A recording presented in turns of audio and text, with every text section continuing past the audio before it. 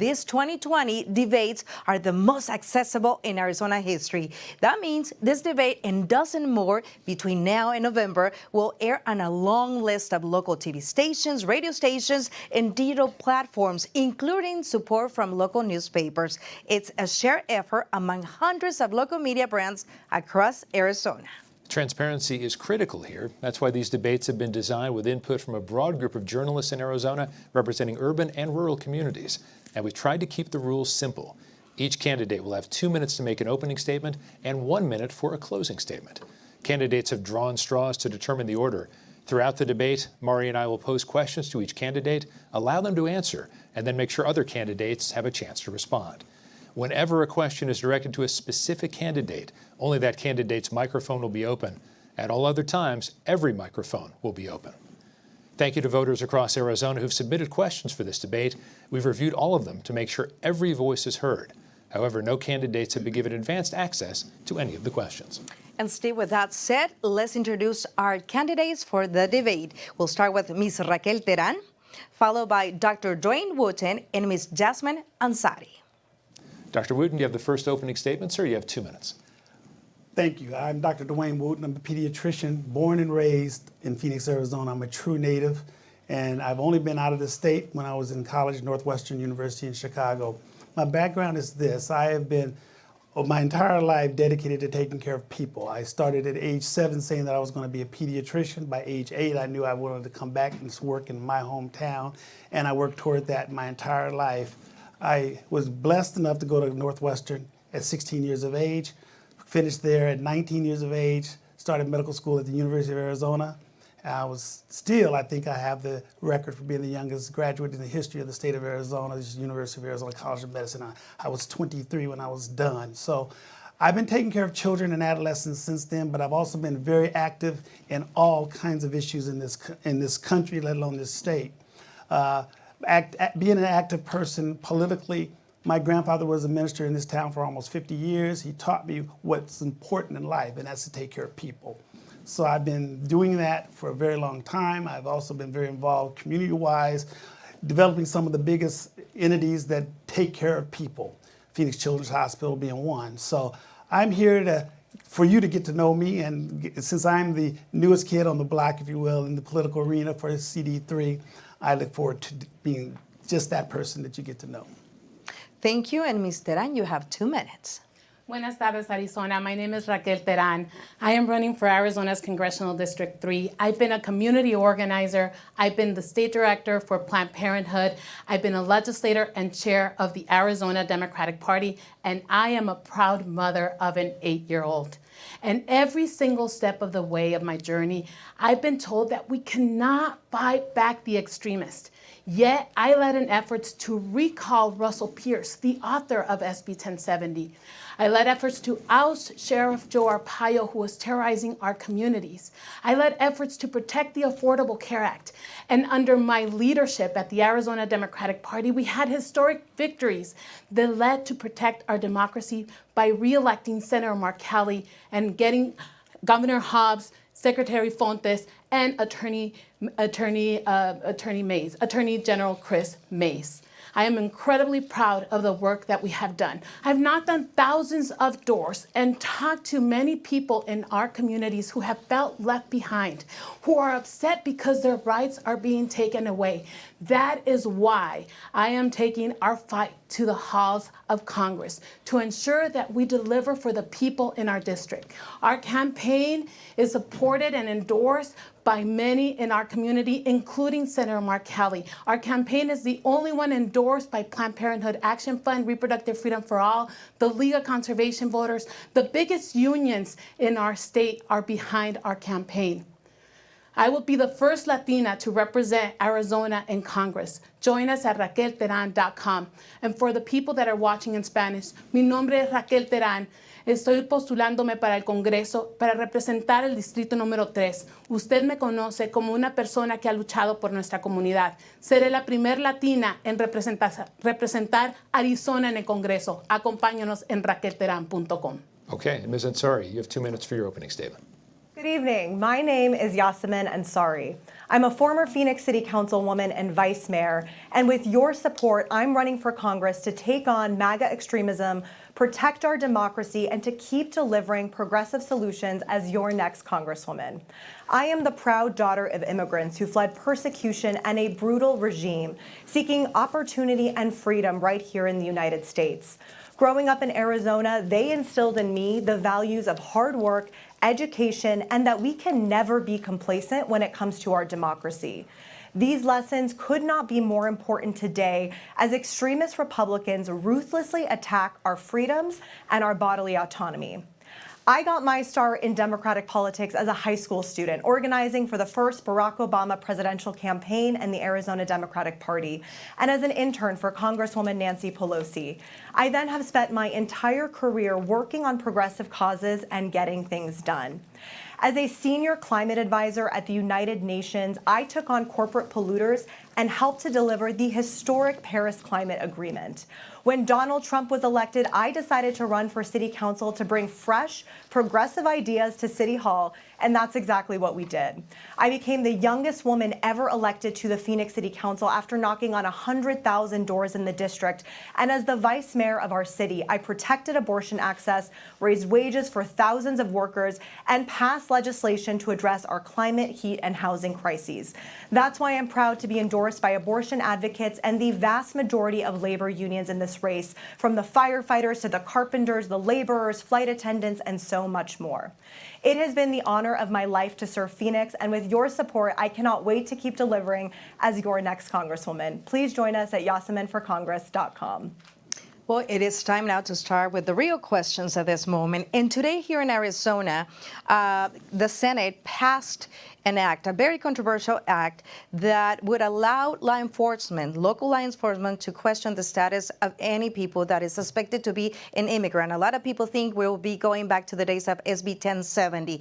If you win this election, once you get to Congress, what are some of the actions you will take to prevent this situation here in our state that would affect the economy, history tells us, and divide our state in many ways? We'll start with the answer of Ms. Terán. Thank you, Maddie, for that question. You know, I am a proponent of comprehensive immigration reform.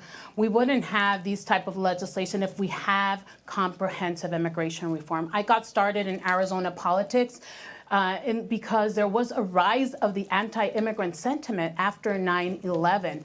And I am proud to be part of the movement that has fought back against laws like SB 1070. And we've been winning. In 2010, we recalled Russell Pierce, the author of SB 1070. We ousted Sheriff Arpaio. But at the end of the day, we need to make sure that we have comprehensive immigration reform. And this comprehensive immigration reform includes a pathway for citizenship for 11 million people. It includes a solution for the dreamers who have been ousted from the DACA program. It includes resources for the border. It includes modernizing our asylum seekers program.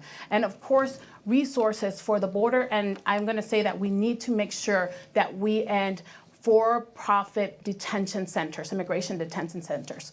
And I am committed to make sure that we get that done. I know that we've had a majority, both with Democrats and Republicans, and the issue has been politicized. It has been, it's been taken on by the most extremists, and we need to make sure that we return the humanity to this issue. Thank you, Ms. Terán. And now, please, if you may answer this question, Dr. Wooten. Well, I just want to make it clear, this problem has been in existence way before 9/11. This problem has been in existence for my entire life. People, a certain group of people, and I don't like to use names, but I'll just say a certain group of people on the right, they're the ones that have weaponized the immigration issue. They have systematically spoken about those immigrants who want to come to this country for a better way of life, who have real reasons to seek asylum, as being convicts, criminals, murderers, drug pushers, etc. And what I mean by that, weaponizing the situation, it makes people think, generally speaking, whenever the issue of immigration comes up, well, the borders are just open for all these terrible people to come across. We don't discuss the terrible people that come to this country from the East Coast. We don't discuss the terrible people that come to this country from Europe. We don't discuss those people that come to this country from Canada. But we talk about those terrible such people who come from the southern border. And so my goal, and my goal is real simple, is to make sure I bring some common sense back to Congress. Thank you, Dr. Wooten. There's no more common sense anymore. Thank you for your response. And Ms. Ansari? I am the daughter of a very brave, resilient woman who fled the Islamic Republic of Iran during the revolution in 1979. When my grandfather was in prison, she came to this country seeking refuge and opportunity. Throughout my life, I've worked with refugee communities, and as a councilwoman, helped direct $8.3 million to the International Rescue Committee that does work both at the border and also with newly arrived refugees from around the world.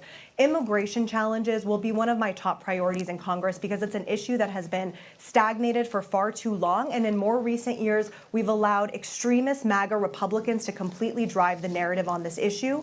There was a bipartisan border security bill that Donald Trump exclusively is responsible for messing up and ensuring that it doesn't get done. We need to make sure that at the border we have enough staff, enough asylum officers, border patrol agents, and better technology. And we also need comprehensive immigration reform, and we need to ensure that the millions of dreamers and temporary farm workers in this country have a status have a pathway to legal status and representation in the United States of America. Thank you, Ms. Ansari. And just before we go to the next question, we are a little bit loose to some extent, but also we're going to try to start with a new question. Is 2 minutes, 1 minute for a reply from each of you. We will give you a chance to follow up if you'd like in the future. Dr. Wooten, let's start with what you mentioned about this problem with rhetoric, in particular, maybe how immigrants are being treated, or undocumented immigrants have been treated in this country for a number of decades. If you were in Washington, what steps could you actually take, not to improve the situation among immigrants, but actually this anti-immigrant rhetoric we keep hearing, which might get people really revved up? Do you have 2 minutes? Yeah, we just need to identify it and discuss it. You know, people don't discuss it enough. It's very, very important to discuss the topic. The topic is that people are using the immigration issue as a weapon to breed hate, violence, etc., to a certain group of people. And we just have to take a step back and understand we have all the technology in the world right now to shore up our border. We had a very comprehensive package delivered to Congress just a few months ago that, as one of my colleagues just said, was nixed by a certain individual. I don't use his name ever. And so we just need to get a little more intelligent in Congress and use the common sense that God gave us and put the package together and enforce it, and not make it into a situation of those people, these convicts, these no good people. You know, most of the drugs that come across our southern border are brought by U.S. citizens, not people who are seeking asylum and trying to have a better way of life. Ms. Ansari, I'd love to have you address the question, though, in terms of the rhetoric we're hearing, because the rhetoric may be perception or not, but it is that sort of rhetoric that tends to get people extra angry, extra pumped up, shall we say. Is there something you could do in Congress to calm the rhetoric? I believe there is. You know, I love this district because we are a community of immigrants and self-starters, and I think doing the work to uplift our immigrant and refugee communities and give them pathways to find affordable housing, to get good jobs, and be positive contributing members of society is a very, very critical step, and that's why comprehensive immigration reform is so important.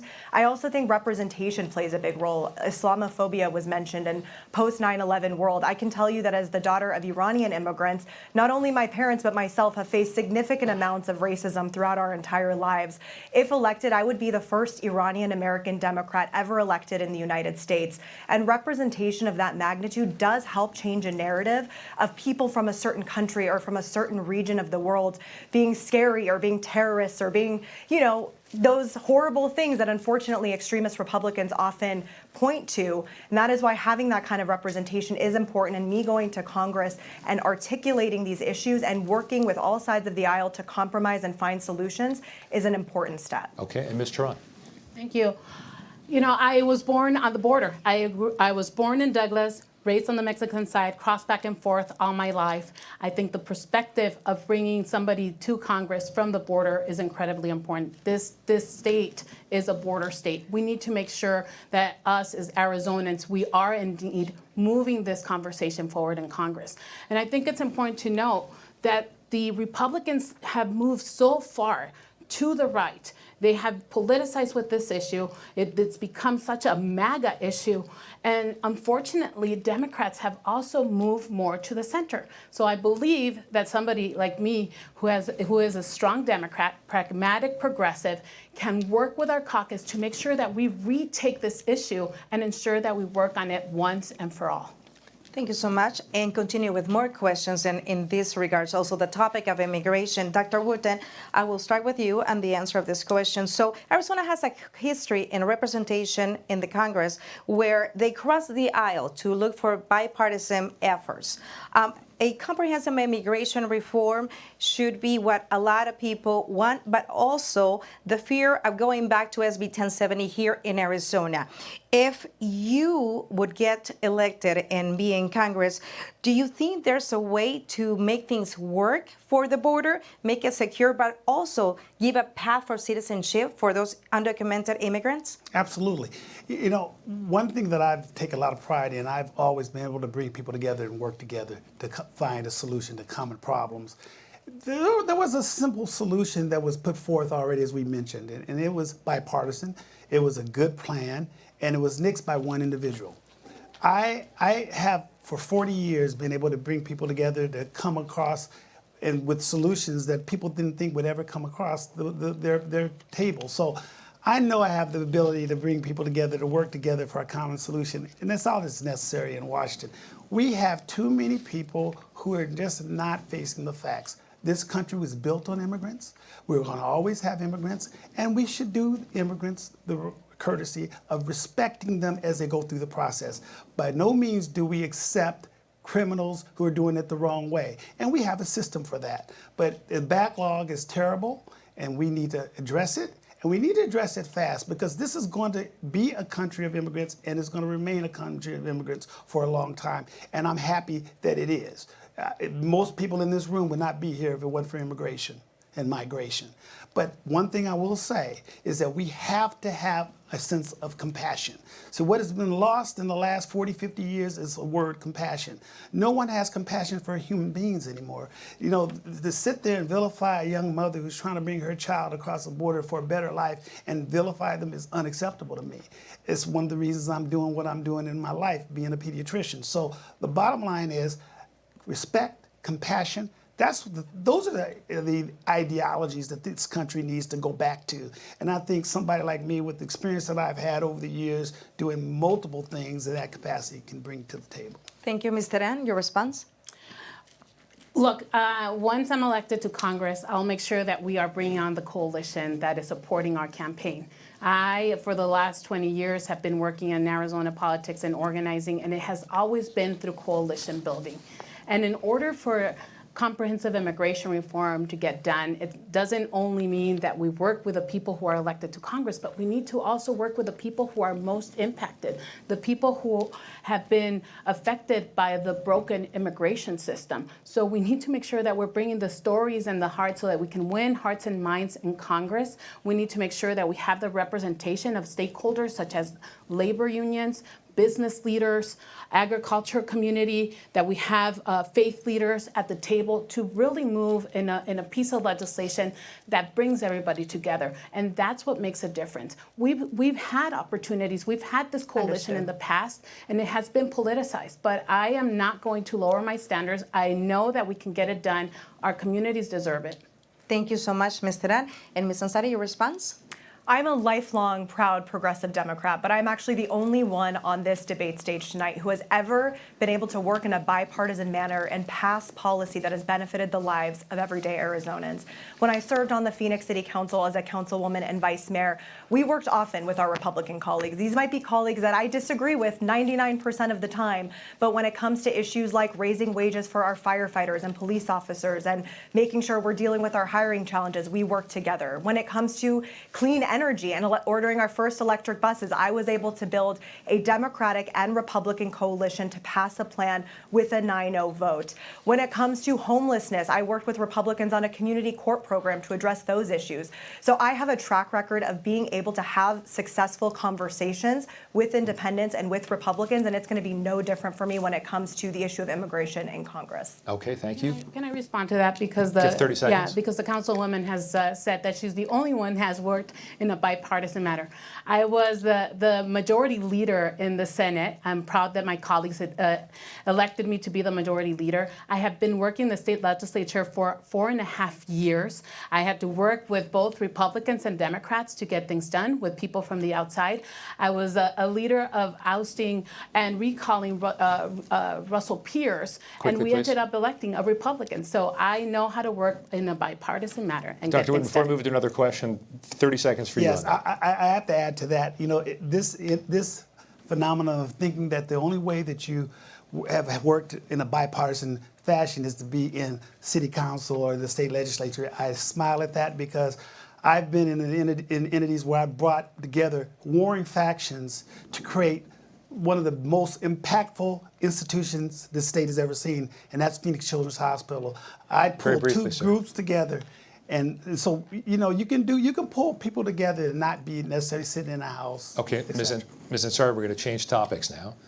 We know what happened when Roe v. Wade was overturned by the U.S. Supreme Court. If you were to be in Congress, would you vote to codify the right to an abortion? And if so, what action would you take? Because it may be different whether you're in the majority or the minority.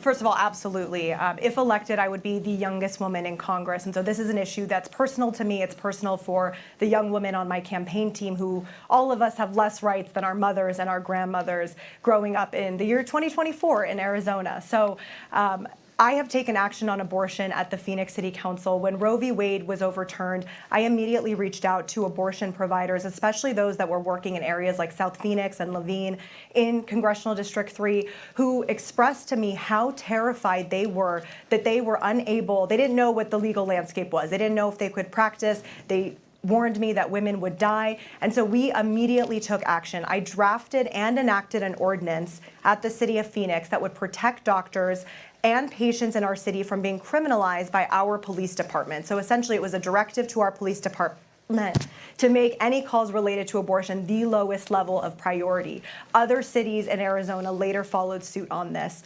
I take this issue extremely seriously.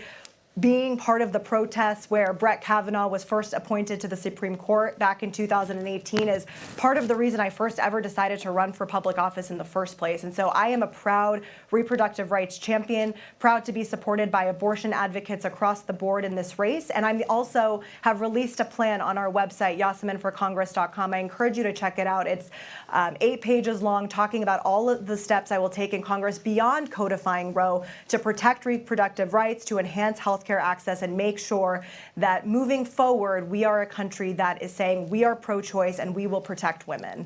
Ms. Teran, you have 1 minute for a formal reply. Thank you. 100%. I will work to make sure that we codify Roe. And I am the only candidate on this stage that is endorsed by Planned Parenthood Action Fund and Reproductive Freedom for All. And that is because they trust me that I can take on this fight in Congress just like I did at the state legislature. What we can't trust is that Councilwoman Ansari has taken hundreds of thousands of dollars from MAGA donors who have bankrolled Donald Trump, an anti-abortion extremist. And unfortunately, we have gone through this process before where we had Kirsten Sinema, who went on to the Senate and ended up caving to the GOP donors. You can trust me to make sure that we protect our abortion access and reproductive freedoms. We will have Dr. Wooten have a response, and then you can go ahead, Dr. Wooten.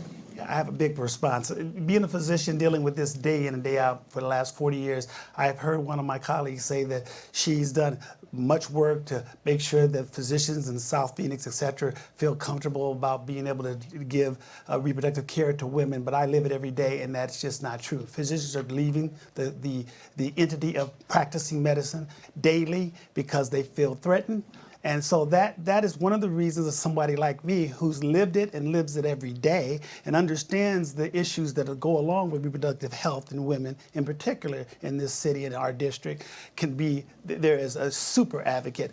I will never, never, never get in the way of a woman making a decision with her physician of what she should do with her body, and I will work so hard to make sure that the rest of the country adheres to that. Ms. Ansari, did you want to respond to Mr. Ron? Absolutely. You can look at my progressive record, and I encourage voters to do so. I'm pro-choice, pro-union, pro-climate, pro-labor, and when I was on the city council, the Arizona Republic usually referred to me as part of the progressive minority because I was always on the side of passing the most progressive policies. The donors that my opponent is referring to have largely given to people like Mark Kelly, to people like Joe Biden, even AOC and Elizabeth Warren.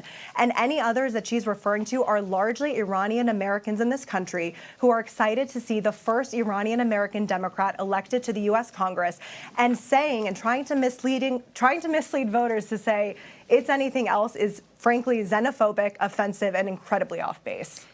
Let me respond to that. Look, 30 seconds. Thank you so much. Voters and the people who are watching can go to the FEC website and do their own research on who has given money to Councilwoman Ansari and who has given money to Donald Trump. MAGA donors, not John McCain donors, MAGA donors. Please, I encourage you to visit that website.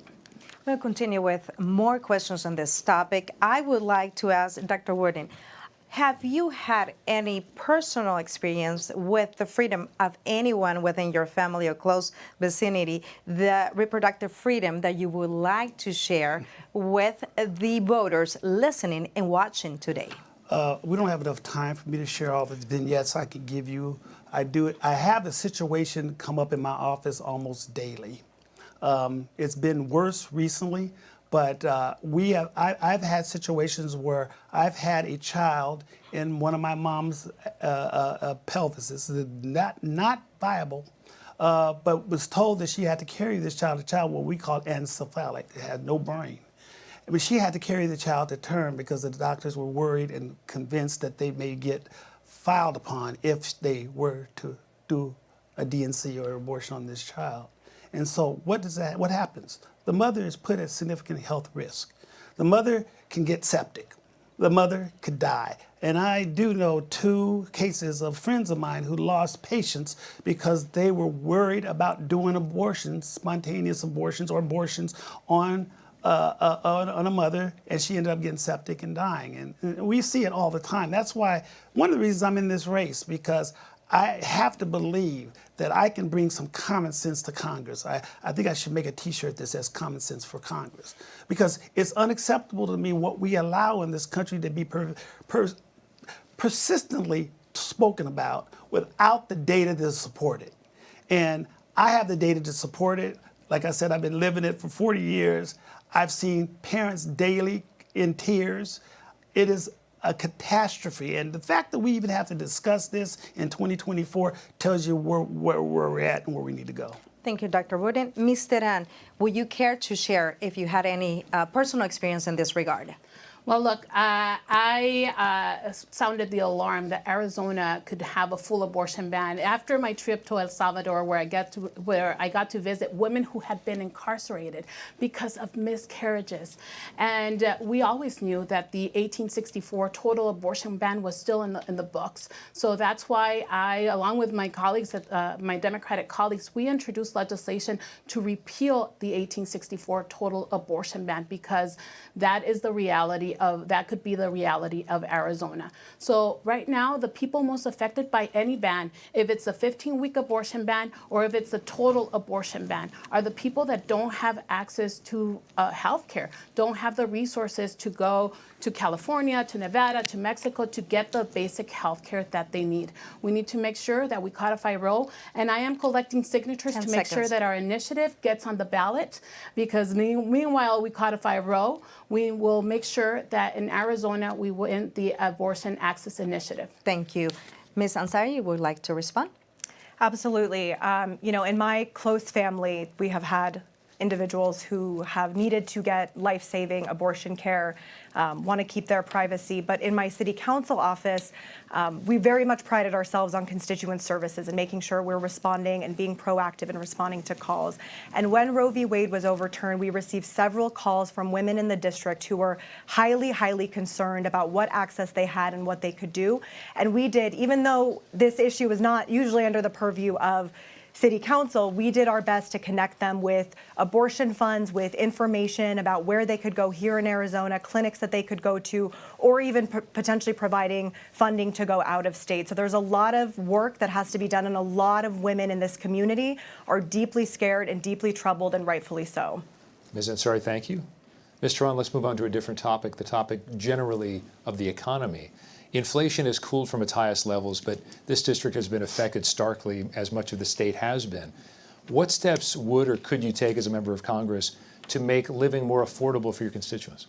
Yeah, that's an issue that is brought up at the doors all the time as I'm having conversation with voters. But you know what? It's not an issue just with this current inflation situation. This district has been left behind for many, many years. So when you have something like the pandemic or this inflation rate, our communities have a harder time moving forward. So I believe that we need to make sure that we're holding greedy corporations accountable, because right now the inflation is lower, but our communities are not feeling it. They're having to pay almost $4 for a dozen eggs. The rise of gas is sometimes it's $4, sometimes it's close to $5. So it's unpredictable, and not to mention the skyrocketing rent prices. It's basically unaffordable to rent right now. So we need to make sure that we're holding greedy corporations accountable, strengthen our antitrust laws so that we can also protect the consumers. And we need to make sure that big corporations are paying their fair share. Okay. Ms. Ansari, your thoughts on inflation and how you'd help to either cool that or make the district and life more affordable for your constituents? Absolutely. I think there's two main issues we need to be looking at here. One is that wages are simply not keeping up with the cost of living in Arizona or across the country. And second, we have a severe housing shortage in Arizona, nationwide, and we have to do something about it. When it comes to raising wages, I was proud as a councilwoman to vote to raise wages for thousands of working Arizonans, from firefighters to our bus drivers, our librarians. And that is what we need to continue to do. That is why I'm proud to have the support of the majority of labor unions who saw that work and want to keep fighting together to make sure we raise the minimum wage in Congress. Second of all, we need to look at our housing affordability, and that is because of a supply and demand issue that we have. On the council, I was a strong pro-housing champion. I spearheaded the effort to legalize accessory dwelling units to make housing more affordable. I worked to approve a record number of housing units in the district and have released a plan on our website specifically around addressing housing and homelessness at the federal level. And Ms. Ansari, we're going to return to that topic a little bit later. Actually, Dr. Wooten, your answer on this particular question. It's simple. We have a glutton of greed. We have people who are out there manipulating the situation with taxes and so forth that cause extreme hurt in the inner city communities of America, especially the inner city communities of Phoenix. We have over a $300,000 shortage, 300,000 unit shortage of affordable housing in Arizona. So we're not going to fix that problem overnight. But what we're going to do, what we need to do, is increase wages. And we also need to decrease prices. There is no reason, and my colleague just mentioned the cost of gas. There's no reason for gas to be as expensive as it is. We are producing plenty of gas in America. But why is it? It's greed. There's no reason for food to be so high. Yeah, wages are higher than they've been recently in the last decade, but food costs are 2.5 times what they were 10 years ago. And who does that affect 10 most? seconds. It affects the people in the inner cities and the communities that are deprived. So I'm going to work real closely to fix that. Thank you, Dr. Wooten. And we're going to continue with another question on this topic. So we'll start with a response with Ms. Teran. And this is the question: do you believe that the action that led to the SHIP Act and the Inflation Reduction Act has led to increased prosperity here in Arizona and diversified a little bit that in the economy also here in our state? Absolutely. I mean, these were incredible pieces of legislation that the Democrats delivered for our state. And they're bringing jobs, they're bringing green jobs, and we need to embrace this type of legislation. We need to work for more. But the problem is that people in our communities are not feeling it yet. And I agree, I'm going to agree with the fact that the wages have not kept up.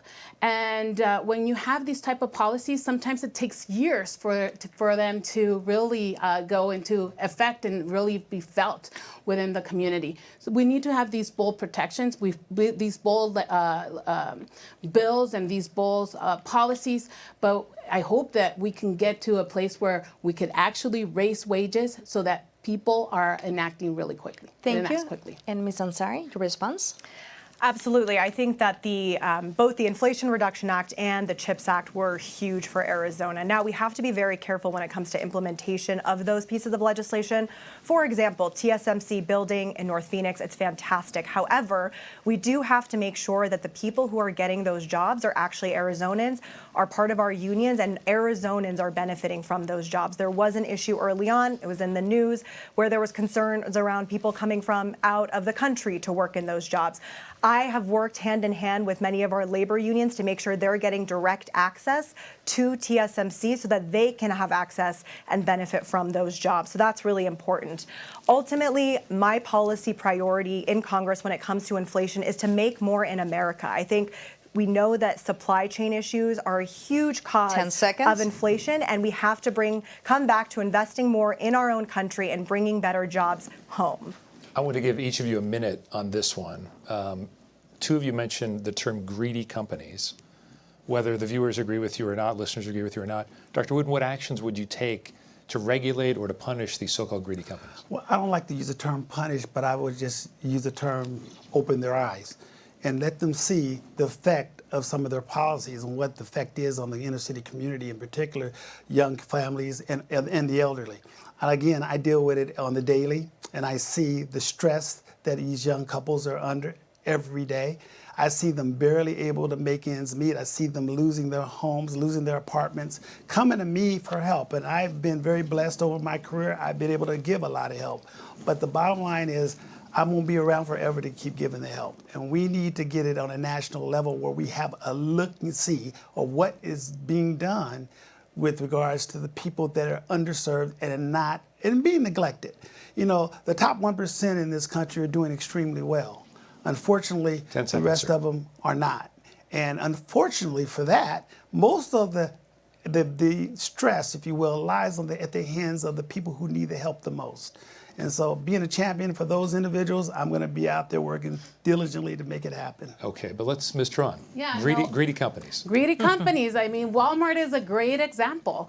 Walmart just settled a lawsuit because they were inflating the meat prices and fish prices. And that is what many of these corporations are doing. It costs less to produce the good, but they have not lowered the cost. So price gouging, we saw it from the pandemic, and in the state legislature, we tried to make sure that we pass legislation to impede price gouging. But we need to make sure that we have it in writing. We need to make sure that we strengthen our antitrust laws. You have Coca-Cola and Pepsi, and they're the ones who are setting the prices, and it's hard to bring down the prices then. So we need to make sure we have strong antitrust laws. Ms. Ansari.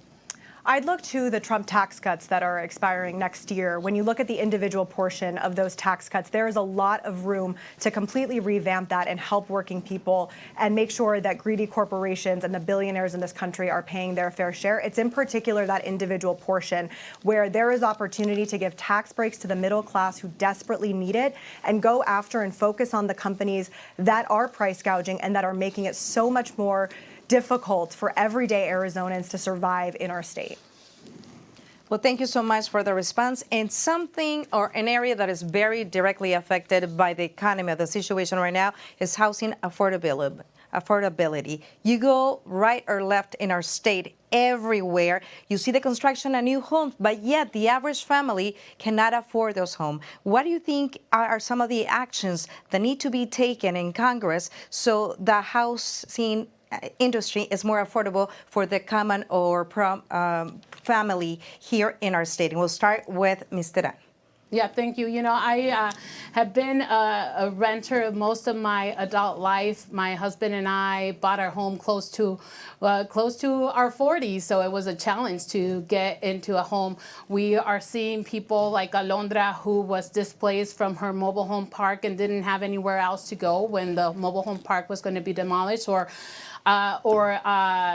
Mercy and Miguel, who are trying to grow their family but cannot afford houses right now. So number one, I think it's important that we are holding the corporate investors accountable. 1 in every 5 houses here in Maricopa County are owned by an investor. That makes it practically impossible for somebody to compete to buy a house, and then it makes it really expensive to rent that house. We need to make sure that we have the resources necessary to address the issue of the people who are unsheltered.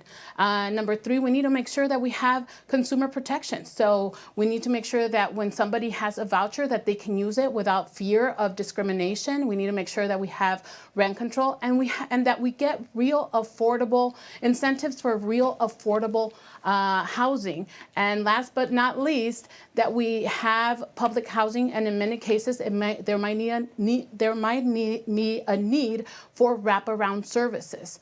What I know is that the Councilwoman Ansari has a plan that has failed to address these corporate investors. And she frankly is very disconnected from what's happening in our community, has no idea what it is like. And she is a millionaire landlord herself who has benefited from a loan from her father, and has an investment property and is charging above the average Phoenix rent. Thank you, Mr. Ann. And Dr. Wooten, this lack of affordability in housing also creates another issue in that aspect, which is homeless. What actions do you think it needs to be taken to prevent the situation? Well, I've been waiting for this question. Over the last 8 months that I've been a candidate, I've toured about 7 countries, of course, on my own dime, because I jumped into this race late and didn't raise a lot of money yet. And I went looking at these other countries for one reason, to see how they dealt with the homeless problem. We in America, and I'm just going to say this blanketly, have no excuse to have so many people homeless. It's unacceptable to me. Why do I say that, and how can we fix it? Real simple.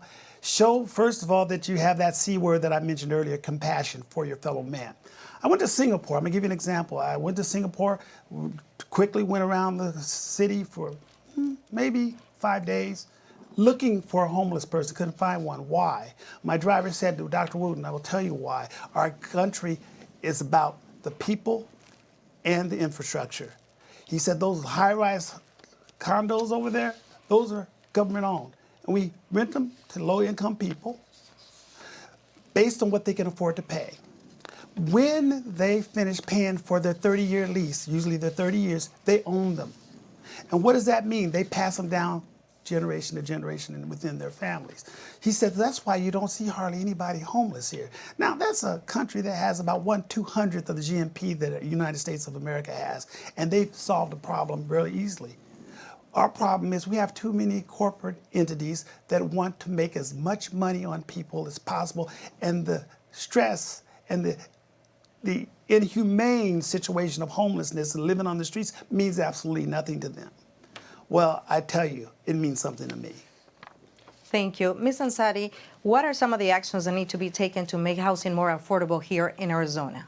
Well, first of all, I'd like to start with addressing my opponent's attacks. It's very telling that she's focused on personal attacks against me because she knows she cannot attack my progressive record. She spent 5 years in the state legislature, only had 1 bill ever heard in committee, and actually voted against $50 million to address homelessness. So that is very concerning to me and something that I think voters should take a look at. When it comes to my record on housing, let me tell you what I've done. First, when it comes to homelessness, I led the effort to clean up the area formerly known as the zone near the Human Services campus.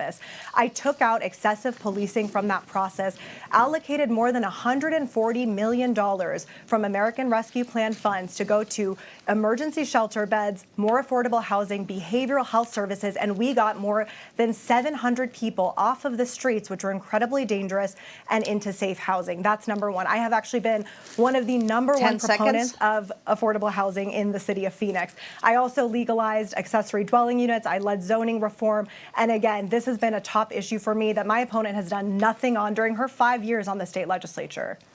Dr. Wooten? I'd Ms. love to Trot, respond. about 30 seconds, okay. since you introduced the topic, about 30 seconds to you. Thank you. First and foremost, the bill that the councilwoman is referring to is a bill that would criminalize people who are unsheltered. For me, that is a non-starter, and like it was for many Democrats. For us, we need to make sure that we are investing in real solutions in our communities that bring people to life, that gives people a roof over their head, and that affordable housing is accessible to everybody. Thank you. Ms. Sorry, we're going to move on.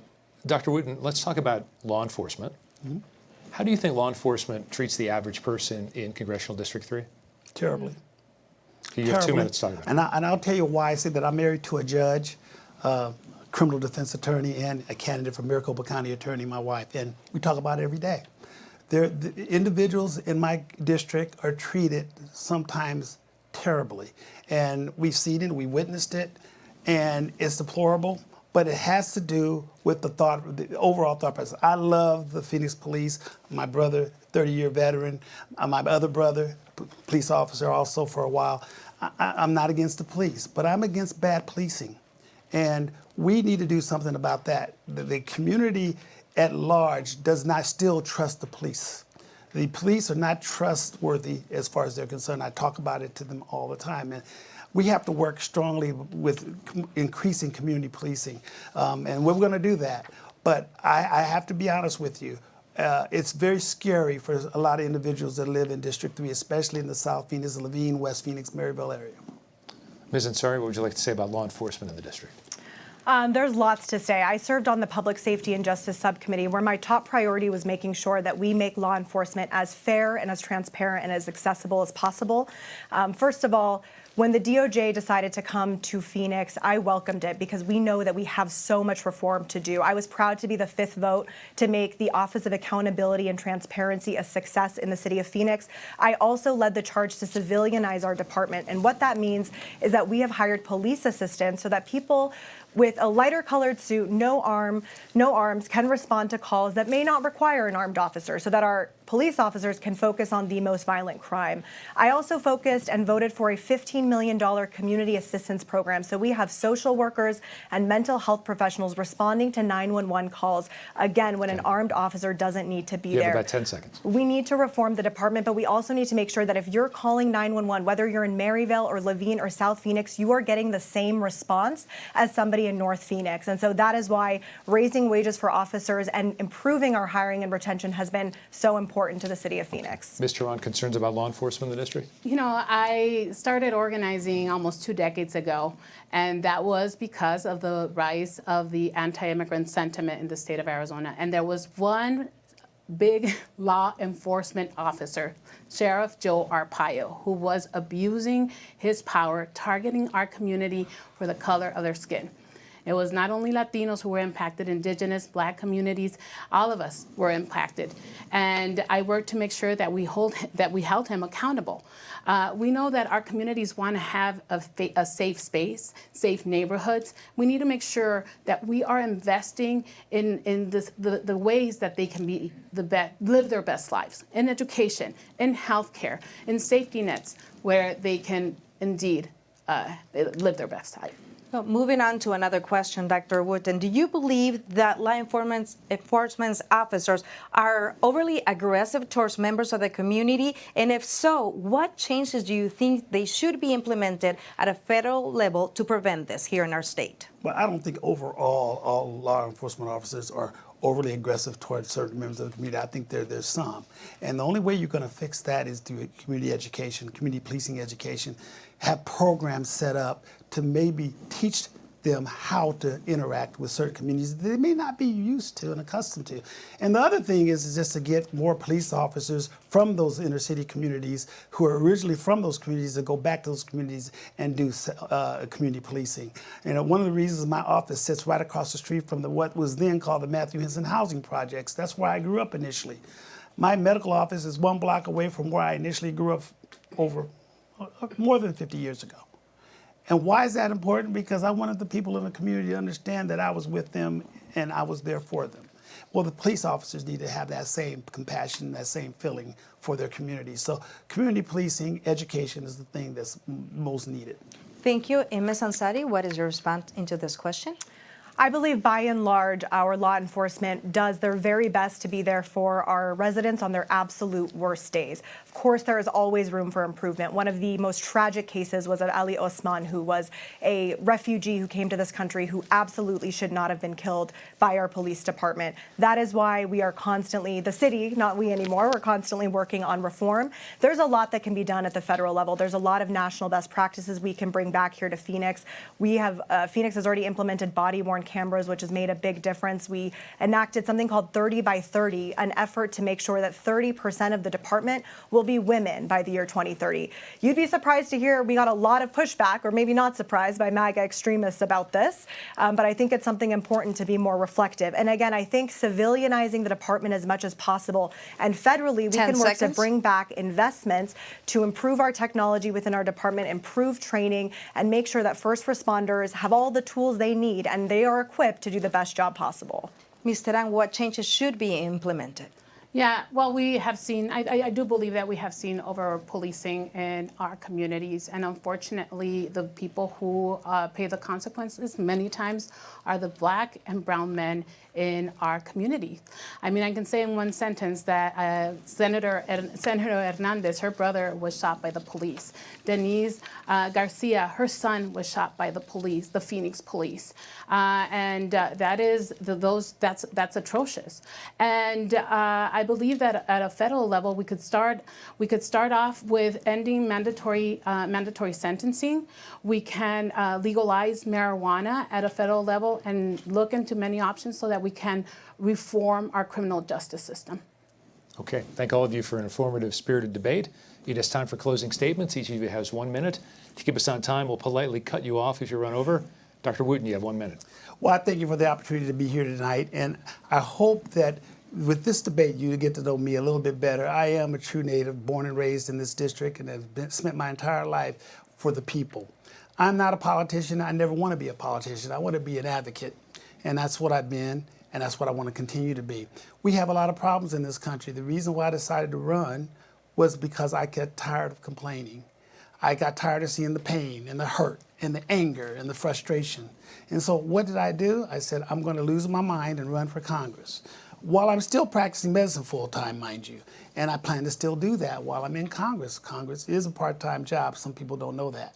But I can get a lot done because I have the history and the experience of pulling people together and coming up with solutions for common goals.